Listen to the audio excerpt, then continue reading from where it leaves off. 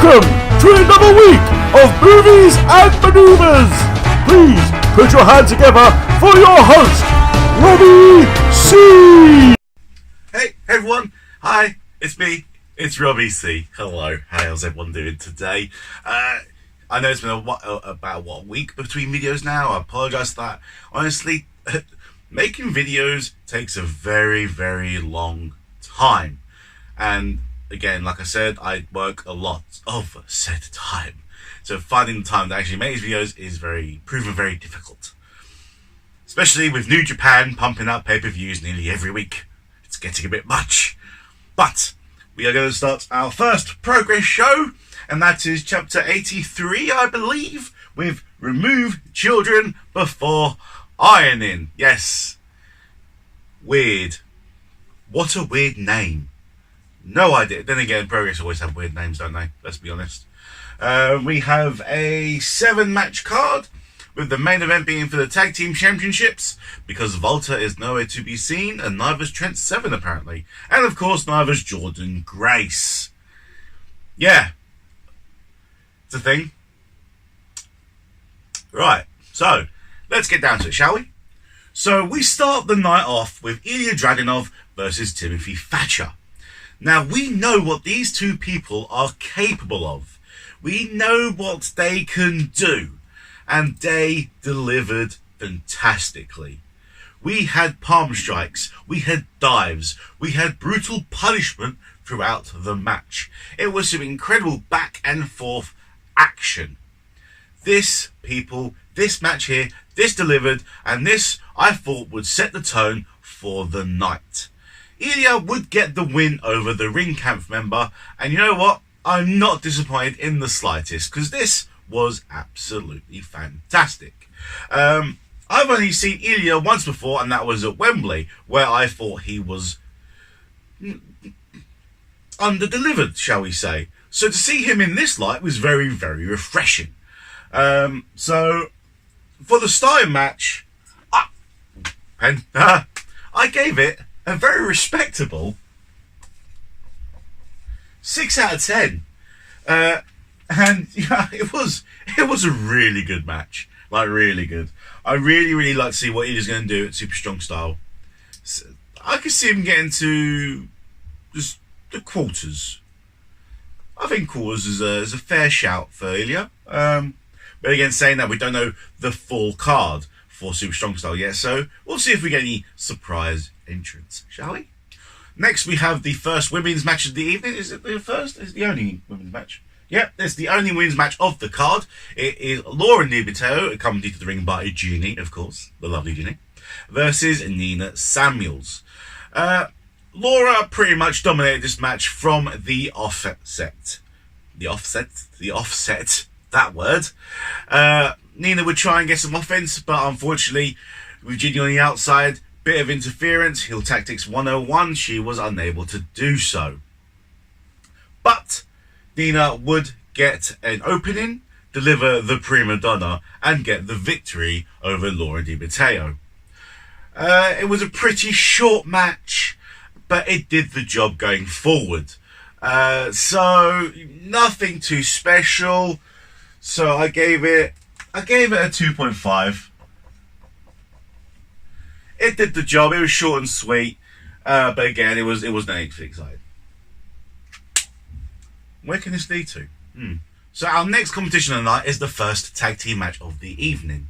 It is the team of Eddie Dennis and Mark Haskins versus Drew Parker and Spike Trivet, the members of Do Not Resuscitate. Now, Do Not Resuscitate have been running Wild Shot throughout Progress for about 2 months now, I think so. Going after the old guard of Progress. So this is time, it's an official match, it's time for the old guard to get their hits in. So before the match even begins, Mark Haskins is on it. He wants to put the hurt on. And they do so, because again, the bell hasn't even rung yet. And what does Eddie Dennis do? He picks up Drew Parker and he absolutely throws him to the 7th row into the audience. That is classic Dennis right there. But, of course, it wouldn't be too long until the DNR members get back up and they are given some back. With all members now in the ring, Haskins goes for a move on Treve and misses and knocks out referee Paz. So with no referee in the ring, madness begins. And once again, everyone is on the outside and they are beating the shit out of everybody. The next big spot would be Eddie Dennis taking Drew Parker onto the stage, hoping to throw Drew Parker off of the stage. But Drew Parker cancelled. He countered, threw Eddie Dennis down the steps, gets back up, and then what does Drew Parker do? He does a forward dive off of the stage onto Eddie Dennis. That was a great big spot. Of course, Eddie Dennis is now knocked out, and it's a 2-on-1 assault on Haskins in the ring. Now, you'd think, 2-on-1 on Haskins, it's going to go bad for Haskins. Wrong you are. Haskins gave as good as he got. Of course, 2-on-1, they handled the offense, but Haskins was not going to give up. No, he was not. He was on it. Well, I say he was on it. He tried to be on it. But he gave a good defense in time for Eddie Dennis to get back up and into the ring. Now, this was very, very good back and forth action, but Eddie and Mark looked like they had this in the bag. They had it in the bag so much that Mrs. Haskins gets in the ring and says she wants a piece of the action. Now, of course, this would lead to a distraction where Spike Treve would grab Mrs. Haskins and put her into a, how should we put this? Vulnerable position, I believe the term is. And of course, with the distraction like that, Haskins is distracted with that. Eddie takes the blow. DNR would get the pin. I hope DNR get the pin. Did DNR get the pin? Yes, DNR did get the pin. And the old guard lose the match. This was absolutely cracking. It had a good story. It had good spots. It had good back and forth action. And you know what? It left the match open for the future. This is what I'm liking. So your heels go over. Entertainment, great. So I gave this, same as the first match, 6 out of 10. I thoroughly enjoyed that match. And I'm really interested to see where they go with DNR and the old guard. It reminds me a bit of back in 2007 with the New Breed versus the ECW Originals. So this is very, very interesting. I want to know where they're going to go with this. Super Strong Style coming up. Are all of these guys going to be in the tournament? I mean, it'd be very interesting to see where they do actually go with this. So yeah. Wait, and also, there was a spot in this which I thought was a bit extreme. They waterboarded Eddie Dennis. They hung him upside down from the ring post, put a shirt over his face, and they waterboarded him. I was a bit, you know what I'm saying? Yeah. Don't know about that. So our next match of the night was a returning Angelico versus a Jody Flesh. There it is. Jody Flesh. Flosh. Don't know how you pronounce his last name. Flesh. We'll go with Flesh. Now, Jody Flesh actually debuted for Progress at Unboxing, believe it or not. A guy who's, kind of considers one of the best in British wrestling. And he's only just debuted for Progress. And the guy's reaching 40 years of age. That's impressive. Especially for what he did in this match.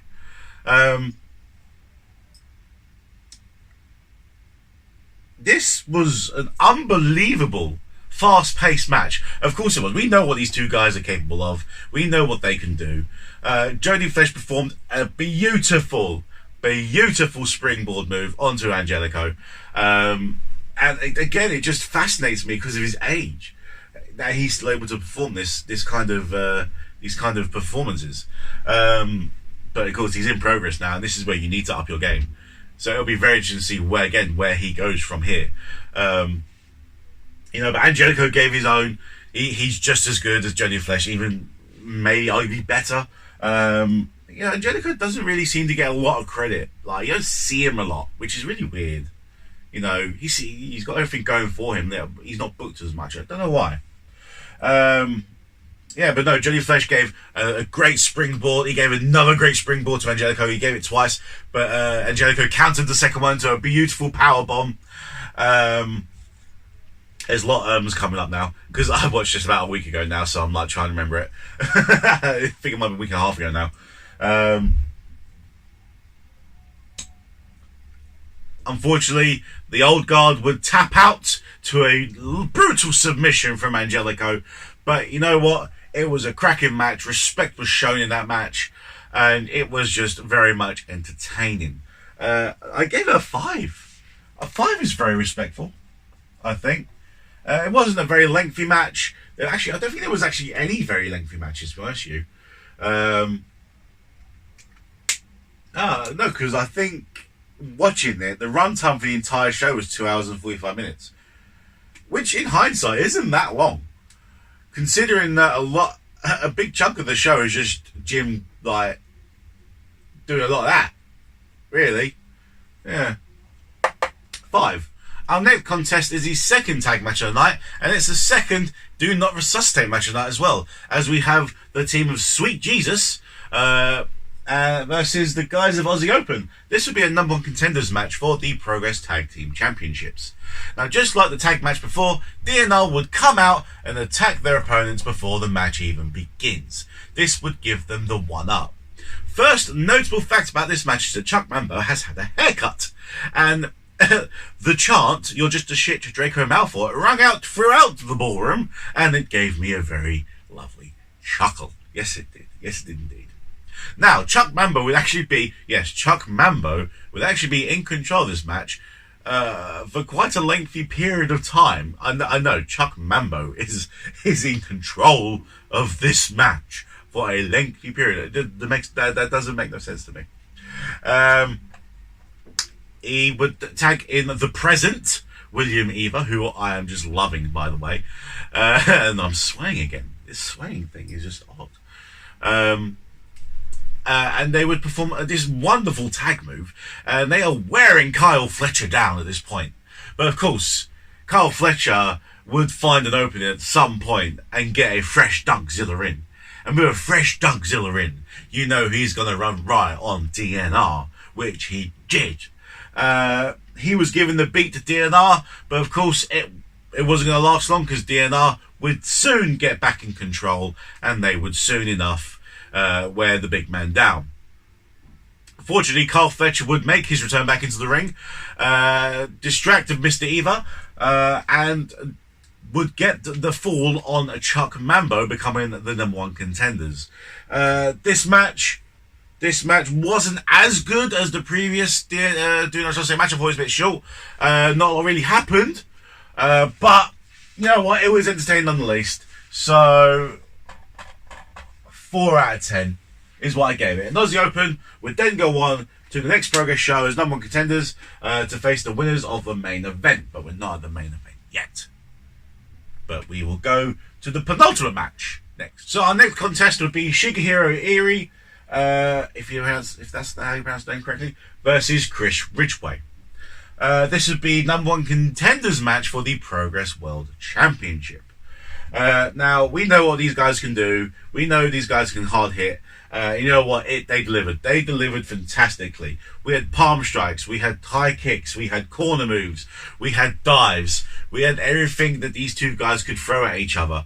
And it was very, very hard hitting. Chris Ridgway would eventually get the victory, which makes sense. You know, Erie had the title shot before. Ridgway has yet to get a title shot, so it just makes sense that Ridgway got the title shot. And you know what? Both these guys need to feel proud about what they achieved in that ring because it was a great showing. One thing, actually, before we talk about Chris Ridgway, is Chris Ridgway, I can't say my R's now, Ridgway, apparently has a black belt in being hard as fuck. Now, I've actually rung up a few martial arts places around in London asking if I could take a course in being hard as fuck. Apparently they don't exist. So, now there's two things here. This let me tell you. Either Chris Ridgway, it's only apparently hard as fuck classes are only done where he's from, or he's fraudulently passing off as someone who has a black belt in something that's quite fictional. Which leads me to think that it's not. He's lying. He's a liar. He doesn't have a black belt, me ass. It's not real. If not, I want to see this black belt. I want to see it, and I want to see it. Yeah, I want to see it twice. Yeah. Yeah, I've got your number, Chris Bridgeway. Yeah, you lying bastard, yeah. Yeah. Anyway, 6 out of 10. A lot of sixes going on. So you can kind of get the drift here going on in this show. But Walter vs. Chris Ridgeway would happen at the next show, which actually I think on paper sounds really, really good. But no, we're now going to go on to our main event. So now we are at the main event of the night. It is the dream match. I don't think everyone ever saw coming. It was for the Progress Tag Team Championships. It was the current champions, the Swords of Essex, Will Ospreay and Paul Robinson. Absolute amazing. Versus CCK, Chris Brooks, and the returning Kid Lycos from injury. Kid Lycos has been out injured since August, and this was his first match back. Now, when I say dream match, this is a dream match. You've got one of the first tag teams of Progress versus the best boys of today. This is just amazing. Absolutely amazing. But could they deliver? Could they deliver this match? Could this be 8 or above? Could this be 8 or above? Could this reach the heights of Grizzly Young Vets and Mustache Mountain? Could this reach the heights of LAX and Lucha Bros? Well, let's see. Let's see. First off in the ring, we have Paul Robinson versus Chris Brooks. Yes. Chris Brooks towers 3 feet above Paul Robinson. But you know what? Paul Robinson absolutely dominated it. Well, he didn't dominate it. But Paul Robinson gave it to the big man. Yes, he did. He gave it to the big man and was pretty much in control. I love Paul Robinson. I do. I love Paul Robinson. Was in control for quite a bit of it. Ospreay would get tagged in, and then Lycos would get tagged in, and then they would face off. Ospreay would be a bit cocky, as he always does, but Lycos, being his return match, he was giving it to Ospreay. Absolutely, he's giving it. He's just like, he's giving it because and he would surprise him, knocking Will out of the ring. There was some beautiful back and forth action, not only in the ring but out of the ring as well. So much went on in this match. There was absolutely beautiful top rope maneuvers. There was moments where the Swords pretty much, I think, didn't dominate the match but had the more momentum in this match. I think the only points where the Swords weren't in control is when they underestimated CCK, which you shouldn't really do. Come on, it's CCK. I think it was Lycos that performed the top rope maneuver to the outside. I was like, what the fuck was that? It was just like, what was that? It was just a wonderful match to see. I'm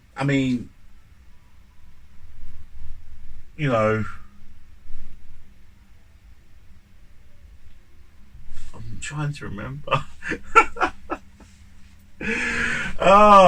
This match I think went on for like 30 minutes, but towards the end, Kid Lycos would actually go and injure himself again. And it wasn't even like a brutal injury, it was literally just his shoulder popped out over nothing, which ended a sour note on the match, of course, because then we don't know what the ending was supposed to be like, because it was just Chris Brooks in the ring on his own. And you know what, he still gave it his all, and you know what, he still believed that he was going to win at some point. There was false finishes. It was great. It was a great match. Kid Lycos actually put into a next gear. The Swords of Essex would actually come out on top of this match. See, the Swords were in a double submission at one point. CCK had the Swords in a double submission, but they wouldn't tap. And there was just... The story in this match was just beautiful, but the injury put a sour note on it. They could have done better. But in what they had, it's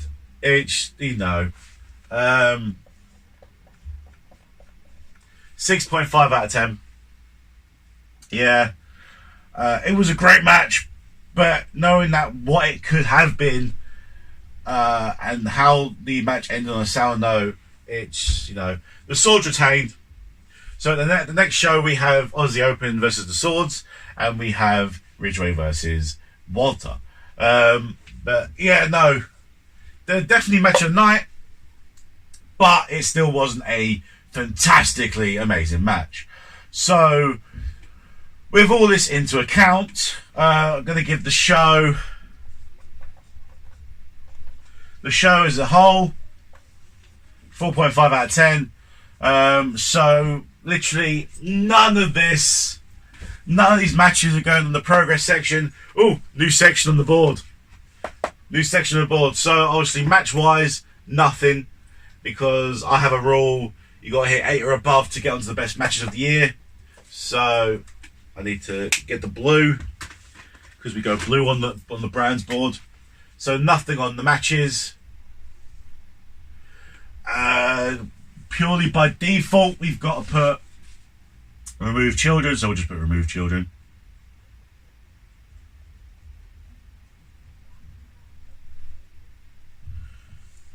Right. Standout performances. Who really wowed me? Who really wowed me?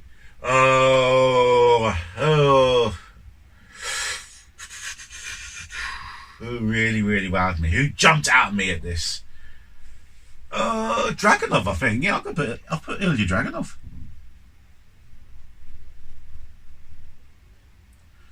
And then I'll put Timothy Thatcher as well, actually.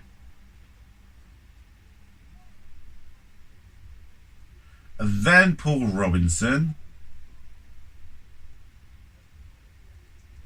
Yeah. For the moment, I'm leaving it at that. Women impressed me. None of them impressed me. None of them jumped out at me. So we'll leave the women blank. Tag teams that impressed me, obviously Swords. Swords. CCK obviously not going to be a thing again. I'm going to leave that blank, because obviously Eddie and Mark aren't an actual tag team. DNR and Sweet Jesus, they could be any combination. So I think we will leave it at that for the moment. But we now have another section done. So thank you for watching my Remove Children Before Ironing, a progress show review. Sorry, it couldn't be a bit better. I was a bit I'm trying to remember everything because it's been a while since I've watched it. Thank you guys. And bye. Hi everyone! Thanks for watching the video. Always remember, always show your appreciation to all the performers that have entertained you. Subscribe, share, comment. Don't be a dick. Smile. You never know what help it could lead to. Thanks guys, and please enjoy.